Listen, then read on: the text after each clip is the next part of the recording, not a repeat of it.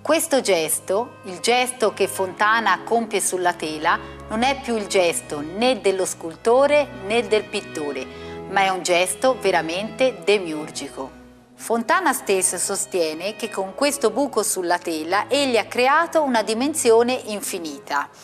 È un gesto importantissimo dell'arte contemporanea, per chi lo vuol capire. Molti però si chiederanno, ma che cosa rappresenta? Facile, avrei potuto farlo anch'io, e lo vendono a milioni di euro? Noi, in questa puntata, cercheremo di spiegarne tutti i significati. Concetto spaziale attese sono 5 tagli su una tela dipinta di bianco, dal valore di almeno 9 milioni di euro. Ha ricevuto questo dipinto il disprezzo più estremo, lo sputo di un visitatore alla Galleria Nazionale d'Arte Moderna a Roma.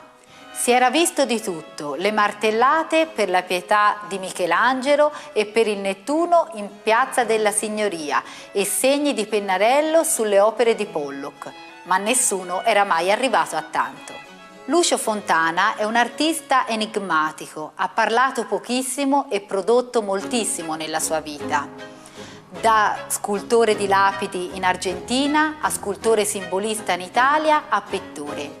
Le sue opere generano spesso perplessità, poiché non si hanno gli strumenti critici per comprenderle, soprattutto i suoi tagli, con i quali lui parla del superamento, del passaggio dalla superficie alla rottura della superficie. Fontana, come artista, ha 2 componenti, la prima barocca decorativa, tendente alla spettacolarizzazione, la seconda invece essenziale, protesa verso la purezza e la semplificazione. I barocchi sono ad esempio una serie di opere in cui è visibile la prima delle 2 tendenze stilistiche, la seconda è prevalente nei tagli. L'inflessione barocca si concretizza particolarmente tra il 1952 e il 1957, in un ciclo dove sulla tela si condensano materiche forme barocche. E come per bilanciare questa giocosità appariranno i gessi con toni cupi e drammatici, dovuti all'uso informale di pastelli e del colore scuro. La sua ricerca spaziale era iniziata avviando nel 1949 il ciclo dei buchi. Dal 1958 invece è l'avvio del più famoso ciclo dei tagli, dove il Fontana, amante dell'ordine e della pulizia, prevale. Essi sono anticipati da esperienze su carta industriale, dipinta e tagliata. In Fontana si ha questa tensione tra spettacolarizzazione e purezza, unita al richiamo al primitivo, ed è anch'essa una necessità di sintesi ed essenzialità.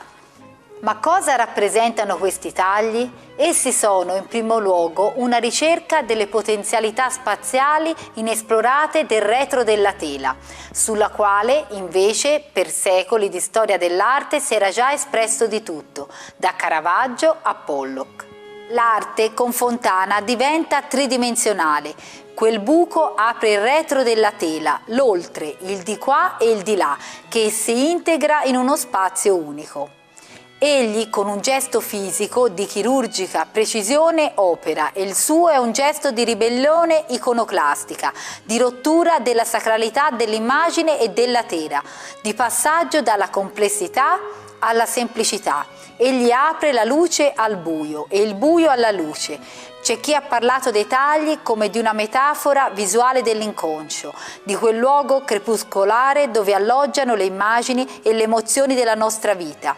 Il taglio di Fontana è anche una ferita, uno squarcio appunto nella tela. Dai suoi tagli pervade un buio luminoso che invade l'atmosfera, come aveva fatto anche in struttura al neon per la Triennale di Milano.